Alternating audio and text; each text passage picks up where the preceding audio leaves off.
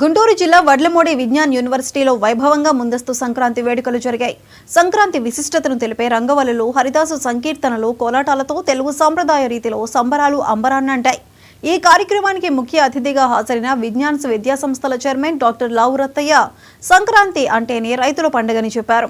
ఈ సమయంలో పంట చేతికొచ్చి రైతులు ఆనందంతో ఉంటారని చెప్పారు. పిల్లలకు సంస్కృతి సాంప్రదాయాలపై గౌరవం పెంచాలనే ఉద్దేశంతో ఇలాంటి కార్యక్రమాలు నిర్వహిస్తున్నామని చెప్పారు. పాత పద్ధతులను గుడ్డిగా అనుసరించకుండా సొంత దారులు వెతుక్కోవాలని విద్యార్థులకు రత్తయ్య సూచించారు. Gives lot of harmony among the villages about the caste, religion and all these things. As per Khagola Shastra, so this is called Uttarayana. And when sun goes to the other side of it, that is Uttarayanam.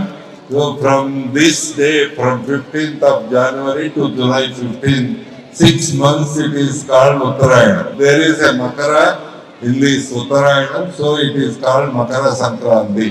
Village లో ఏం జరుగుతాయి అన్ని మీరు చూపించారు. Village లో వాళ్ళైనా ఇవన్నీ చూసున్నారు. గంగరెద్దులు కానీ కొడుకుందాలు కానీ ఈ ముగ్గులు ఇవన్నీ చూసున్నారు. ఆ ఎక్స్పీరియన్స్ ఇవ్వడం కోసం they put lot of effort. So once again wish you a very happy Sankranti to you and to your parents and to your friends.